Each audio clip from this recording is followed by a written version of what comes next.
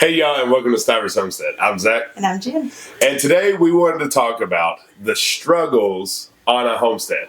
So we put a post out yesterday. And we're just asking, what are people facing? What are your biggest struggles that you face on your homestead? And let's talk about it, because a lot of the stuff that y'all brought up, we've been through too. Yeah. You have to excuse my voice a little. I did lose my voice. I am fine. I'm drinking hot tea with honey. Just try to be patient and bear with me. Yeah, hopefully our audio isn't. I'll try to talk quieter. So Zach went through and looked at the comments and compiled a list of the ones that people said the best. And they were all pretty common and a lot of likes on other people's. And that let us know that you're thinking the same thing. So I'm just going to run through the list really quick and then we'll talk about each one. Yeah. So first was money. That's a big one. Patience, physical limitations, time, like working full time and not having enough energy, neighbors, organization, help, weather, predators, and education. So that's a really good list to talk about. It is a very good list. And, the top ones were definitely money, time, energy. That was probably, there's just over and over again. That was the ones that popped up a lot. So I would like to dive into those first because we have definitely faced that. So let's start with money.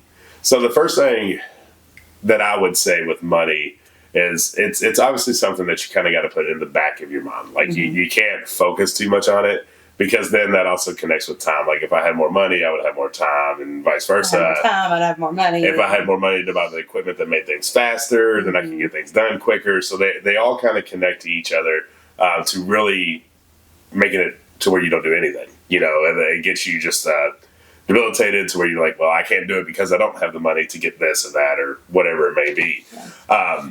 The one thing I would like to remind you all, though, is homesteading in general started. I don't want to say this as such a blanket statement, but it is, pretty much true. Homesteading and being self-sustainable pretty much started because people were very, very poor. Like they had no money to go to the store to buy food, to do these different things. They had to figure out how to do it on their own property. That's kind of like how homesteading got its thing going. Yeah. And so it wasn't because people had money. It was a way of life. It was a way of surviving. Yes, exactly. So first off, keep that in your head. We can't compare to all of us on YouTube and doing all those different things because everything looks really nice. We have two very old barns. It took us a long time to get there. We didn't have them for that time. But you don't need big barns. You don't need big barns. Well, but to some people, they're awful. So. Yeah, to some people, they're awful. Anyways, that's very true. But you don't need big barns. You don't need a tractor. You don't need this stuff to be a successful homesteader. At our previous place, we were very broke. We're still not skyrocketing by any means now, but we were extremely broke. We were a young married couple, hardly making any money, and we was figuring things out.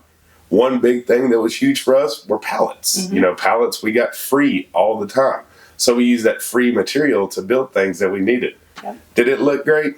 Nope. Did it get a job done? Absolutely. Yep. Kept our animals dry, kept our hay dry, gave us a nice little milking stand all out of pallets. We built pallet trellises for our cucumbers, all these different things to get unique and creative with the free material that you have that doesn't cost a whole lot of money. Yeah. Homesteading is basically doing the best with what you have and always striving to do better and more and learn more. So money could always be a factor in that, but the one thing that we're always not going to have enough of is money. So that might as well just get that out of your head because you're not going to get to a point where you have enough money. And if you do get to a point where you have enough money, you probably wouldn't want to homestead anymore. Right, exactly. You probably want to be living in Bora Bora. So just get that out of your head. Yeah, that's exactly right. And then the other side of money is figuring out how to make some extra money and also figuring out how to barter. Sometimes we cap ourselves, right? And we're like, well, this is my salary and this is what I got. Or if you're on Social Security or disability or something like that, this is the only amount of money that we have on a monthly basis. Yeah. It's about getting creative and figuring out how to make some incremental money throughout the year.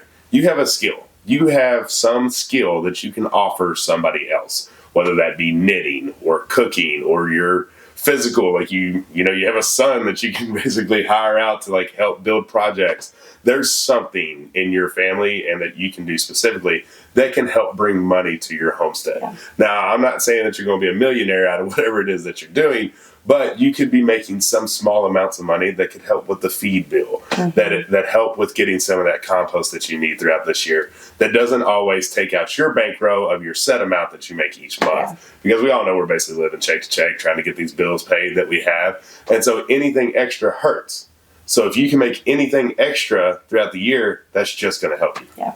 Gosh, in these days and age with technology and the computers and your phones and stuff, there are so many things you can do to make money. Just give it a chance and start looking through and seeing what other people are doing and maybe copy it. Just you're trying to make a side income and make a hustle. Yeah, and that's actually one good thing that you can do with, watching YouTube. There's a lot of content creators. We created a business out of this with out of our garden goods and homemade goods. And there's plenty other people that are doing that. I'm not saying go copy them, but I'm saying go get ideas. Yeah. Go see what other farms are doing to make a little incremental income, and maybe you can do it too. Yeah. Rolling right into the next one, that would be time and energy. We like adding energy to this because there was one specific comment that said energy, and I truly believe that is the problem of our time. Because we all have the time. We're just being ran too thin. Jeez, couldn't get my words out right there. We have time. It's about prioritizing our time and what we want to do. That also rolls into organization, priority lists, different stuff, making sure that we're not getting overwhelmed. But I think one of our biggest problems as homesteaders is we don't take enough time to relax. Yes. And so when we're not having any time to relax, sometimes all we do is just sit there and our minds explode. And then we get nothing done. And we're like, if we just had more time, we could get this, that, or whatever done. So a lot of that to help with time, I would say, is part of the organization, which was also on this list. And that's prioritizing your projects. That way you're not taking on too much, and it feels good to actually mark something off that instead of saying we have all of this to do, and then you're just kind of chipping away at all of them. Yeah. Let's get one good project done, and then let's move on to the next one while we're still having downtime. So what would you say for people that work full-time and then come home and it's dark, say in the wintertime, Right. and they have kids, they got to get their kids to school, they have to do all these extracurricular activities. How does someone like that make it work? Yep. So I would say you're not going to be 100% sustainable, and you need to accept that in your head until you can free up some more time. Yeah. Don't try to be 100% sustainable if you have all of these other activities and you're still working full-time, both spouses are, whatever. That shouldn't be your goal right now. When we were in our previous place, we were semi-off-grid. So a lot of our priority was chopping wood. I was working full-time. She was at home, but we had two very young babies that needed to be taken care of all the time. So basically my top priority was making sure there was enough wood on that porch to where when I wasn't there, she could heat the house. Yeah. So then what didn't happen? Our gardens weren't very big. We had very small gardens. It was basically getting fresh veggies, right? And then we would go to farms to get their canning tomatoes, and that's when we would can. But we weren't growing those. We also didn't have any large livestock. Yeah. We just had a few chickens because we knew that that's all that we could handle on the outside piece. Yeah. Something that her and the kids could come out, throw a little feed out, make sure they had water, and that was kind of the outdoor activities. And then that was it. Yeah. The rest was keeping the house warm and making sure everything was good to go. Yeah. So for somebody that is working full time, just try to be realistic with what you're doing on your homestead at this time. Now, you can have 5-10 year goals and saying this is what we're going to do to change that up, but just try not to overdo it. I would definitely say don't get larger livestock. Don't have goats, don't have sheep, don't have pigs, cows, etc.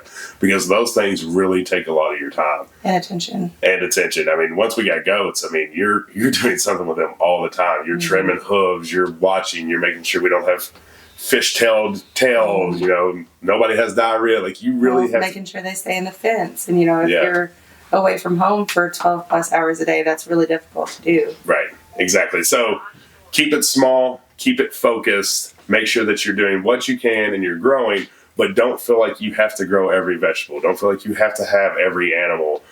Just do with what you can with what you have right now, and then just keep growing to the next opportunity. Still hot. Have you been able to get one sip? I'll even try it. Looks very hot. It's exactly like I like it. Burn you. It's scalding. How do y'all like y'all's tea and coffee? I like mine as hot as you can possibly have it. Almost cold. She does. So basically, when she makes her tea, it'll sit and there'll be a whole event for a while, and then she takes 2 sips of it. All right, so let's move into physical limitations. This is one that I think we can all connect with, no matter your age, because we have it too. We have a lot of things that are a physical limitation for us as well. And I think the biggest thing I would like to talk about this is, especially, all right, I'm going to start with the animals. When we get an animal, it's usually in the small size, right? It's a baby. It's a baby goat. It's a calf. It's something small. It's a puppy. We're getting things, piglets. Pigs are the biggest one, in my opinion, that people don't understand. Big they get. Yeah. We get all these things really small. And in our heads, immediately, it's like, hey, I can handle this thing, right? It's in my hands. I can control this. I have a physical dominance over this animal. So, like, our physical limitation is I can't manpower our cow. I can't manpower the pigs. And so that's where I face, and that's where you have to really focus on education and learning and understanding how to guide an animal, get them to, the cat I can manhandle, getting that to be able to handle. Other physical limitations that we come across is strictly physical strength, right? Just being able to carry the 50-pound bags of feed, or the different stuff that come into play there, just when it comes to straight strength, because maybe we're getting older or whatever it is, we just don't have that, or an injury that has stopped that. So in my recommendation in that area on the stuff that we feel would be kind of like what we was talking about with time. You don't need everything that you're seeing on TV to be successful. Honest to goodness, you can be 100% sustainable with just birds. Yeah. You don't need everything else. That's kind of giving you a chance to chip in there. I was holding back a weird hiccup thing. No, he's right though. And I mean, honestly, you could probably even do it without birds. If you really like focus in on your skills and your gardening and, composting, stuff like that, and just making your, whatever size area you have, just setting it up for success, knowing how to do things like grinding wheat. Obviously, you're probably not going to be able to grow wheat, and so you're not 100% sustainable, but hardly anybody is to that level, so don't worry about that. It's about getting to the level as much as you can. So you can do that. You don't have to have, what we have. You don't have to have 12 acres. You don't have to have 40. You don't have to have 60 or 100. You don't have to have all these lavish barns and, milking parlors and all this, walk-in freezer and all this stuff that looks beautiful. And yeah, it certainly helps. It makes you more sustainable, but you don't have to have all that. You can do it on your small level with whatever limitations that you have. Yeah, I completely agree. And what she was talking about, another one that kept popping up was like bending over in the garden, like staying down on your hands and knees, pulling out weeds. Seems like the weeds take over. Start building these things taller. Yeah. You can take a raised bed and literally put it on legs to where you can get to whatever you need to, and you don't have to bend. There's all kinds of options that you can do. In the background. Didn't sound language. There are options, right? There are options to where you can do that. And I would say kind of the theme that we're getting here, it's a lot of self-reflection. Like we like to blame ourselves and like be down on ourselves to not be able to do something, but there's always an answer. It's just your answer might look different than what you're seeing on TV. And that's something that's very important to remember. There's so many ways to skin this cat. There's no just one right way. And your way is going to be a little bit different depending on your body type, your body style, what it is that you can and can't do. Yeah. I lost my thing. You and this tea situation's going really it's got well. in there. I'm just drinking it. It's going to be real perked. But, No, wait, I want to see you drink. Yeah. Okay, sorry about the lighting. I'm trying to block this window. There we go. That's a little better. The last one we want to talk about today is education. And that one is kind of a bulk. It's big. It's broad. But the area that we want to talk about is really two specific areas. So the first is not having enough education before you get something, before you dive into something. And now let me kind of caveat here. I'm big on hands-on learning, right? I'm not huge on the prep work, the reading the books, all that good stuff, which that's her. And so the reason that we've been able to be successful in that area is because she has the knowledge and she just tells me what to do. And then so I get my hands on, but I'm already in the right direction because of Jen. Now, I will tell you all, the first animal we ever got was 2 pigs. And that was the worst decision that we could ever make.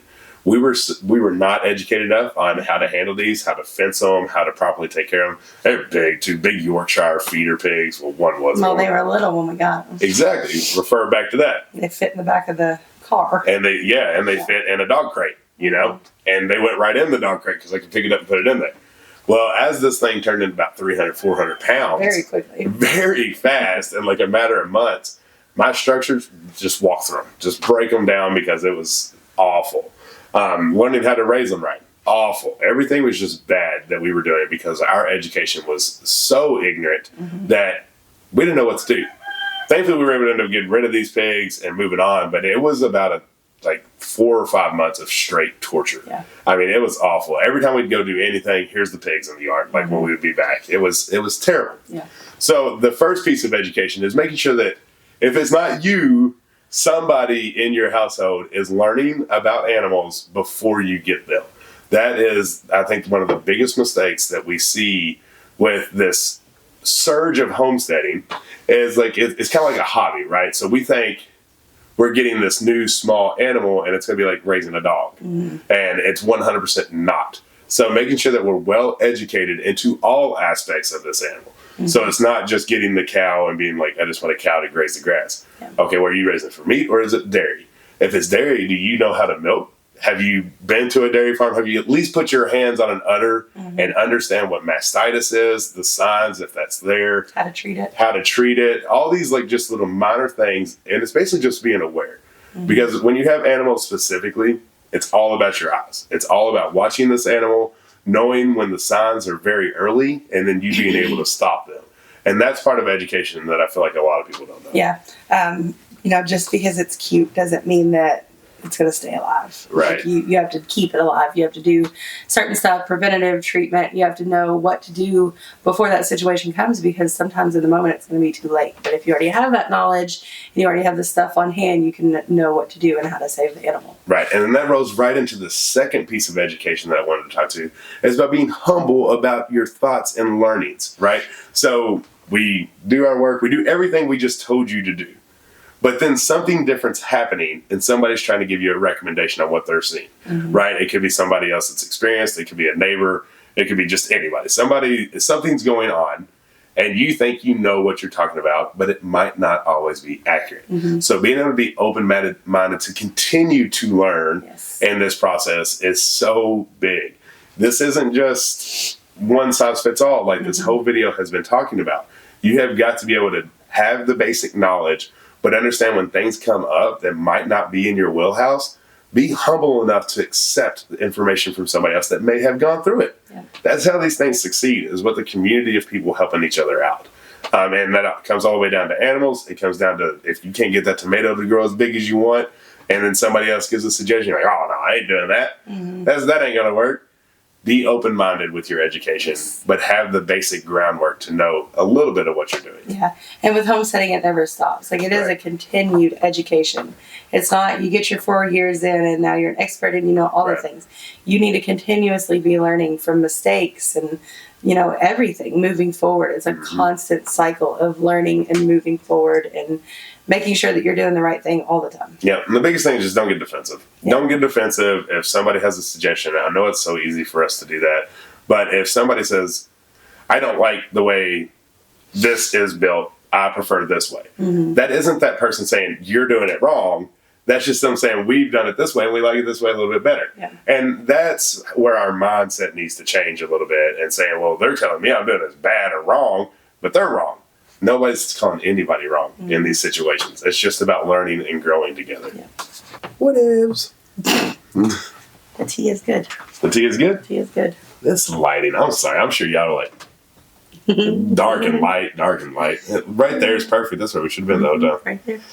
Goodness. We really wanted to do this video because as it becomes spring, that's when we all start getting new animals. It seems like that's when babies are hitting the ground. We've got babies moving from different places. We're starting to focus on a garden, and we'd like to expand that garden. It's okay to not expand it, right? It's okay to have the same size garden as you had the year before and continue to fine tune and make sure that that works. Because if that's the time you have, that's the time you have. Yeah. And it's okay to not be working towards livestock. You don't have to have them. That's all up to you. Yeah, it's definitely one of the things that we've thought about too is getting down to just the poultry area, just getting birds because you just don't eat beef, right? I mean, like if you're cool with chicken and you're cool with quail and you're cool with rabbit and stuff like that, you can still be 100% sustainable with only having small livestock. Yeah. So it's all the stuff to just think about as we're getting warmer or starting to get a little bit warmer, and you're planning for what your year looks like. Yep.